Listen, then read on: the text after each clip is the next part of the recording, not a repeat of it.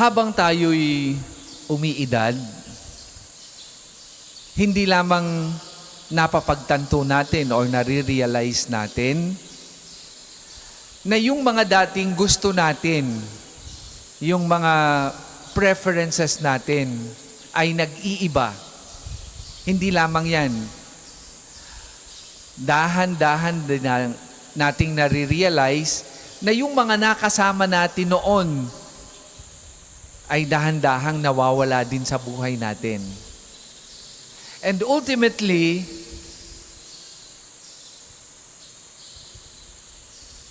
talagang maiiwan na lang ay mismo ang ating sarili.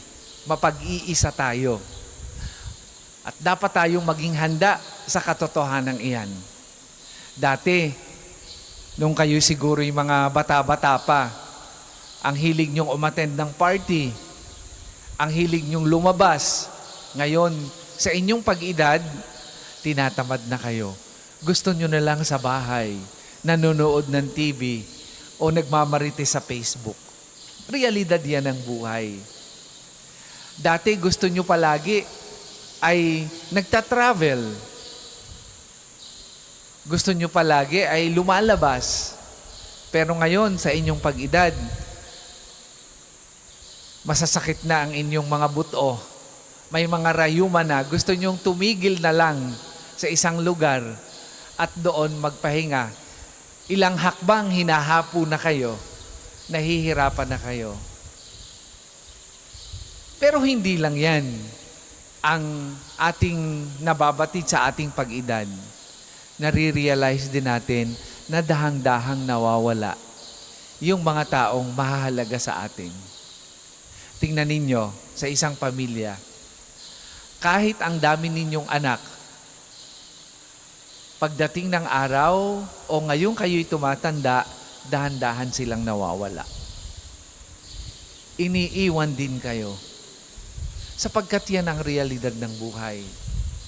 Dumating tayo sa mundong ito na tayo'y nag-iisa at babalik tayo sa Diyos na tayo rin lamang, sarili din lamang ang dala natin. Pero, huwag tayong matakot. May assurance ang Panginoon sa ganyang mga karanasan.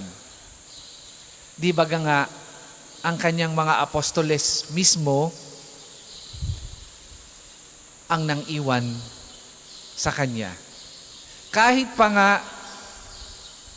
tinawag sila ng ating Panginoong Hesus, pinaalalahanan sila ng ating Panginoong Hesus ng katotohanan ng buhay.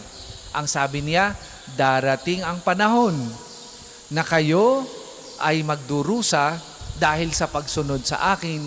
Kayo ay maghihirap at iiwanan ninyo ako. Pero ang ganda ng assurance na ibinibigay ng Panginoon sa ating lahat. Sa karanasan natin ng pag-iisa. Ang sabi niya, huwag kayong mag-alala. Huwag kayong mangamba. Sapagkat sa inyong pag-iisa, dapat ninyong tandaan na meron kayong kasama.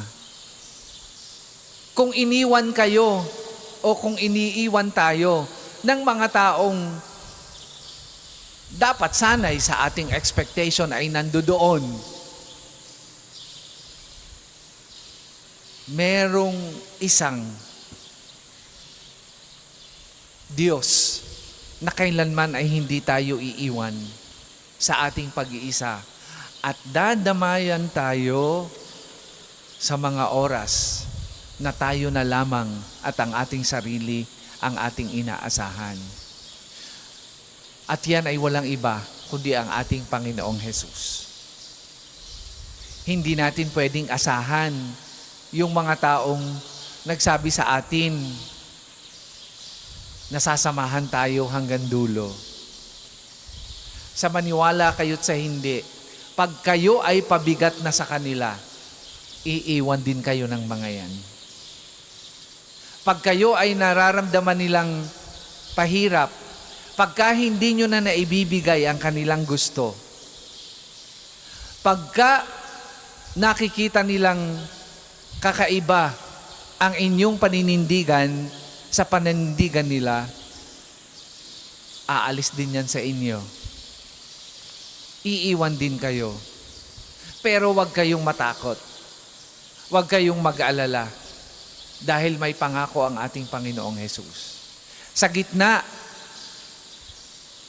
ng mga pagsubok natin sa buhay, kung saan nakikita natin yung tunay na dadamay sa atin,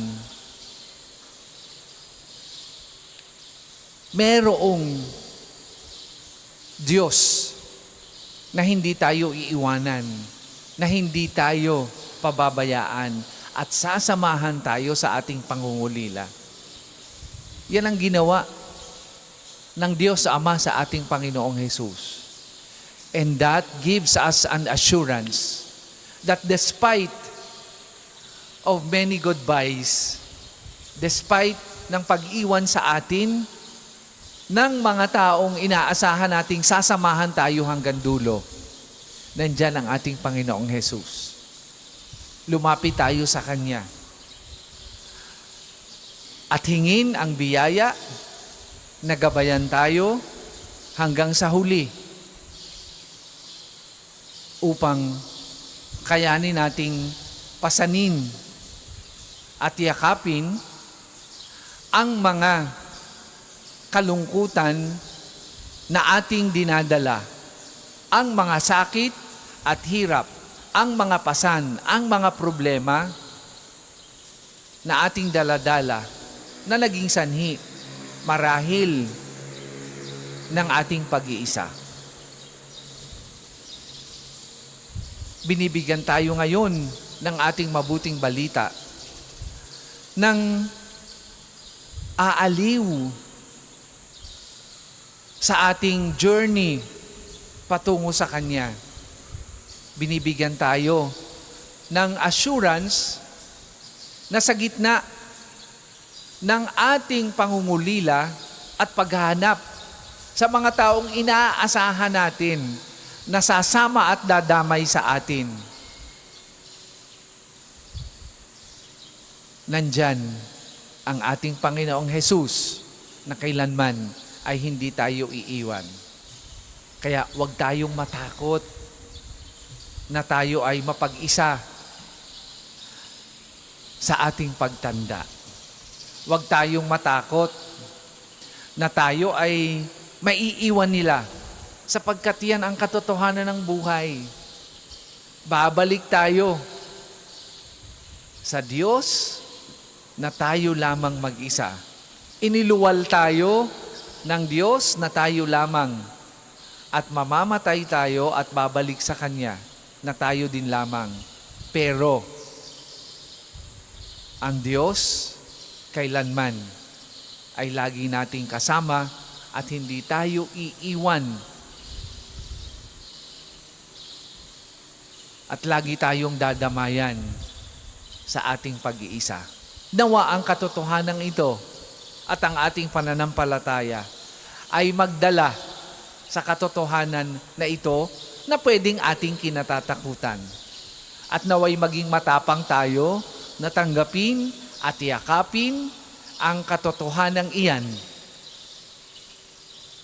Silang lahat ay mawawala sa buhay natin.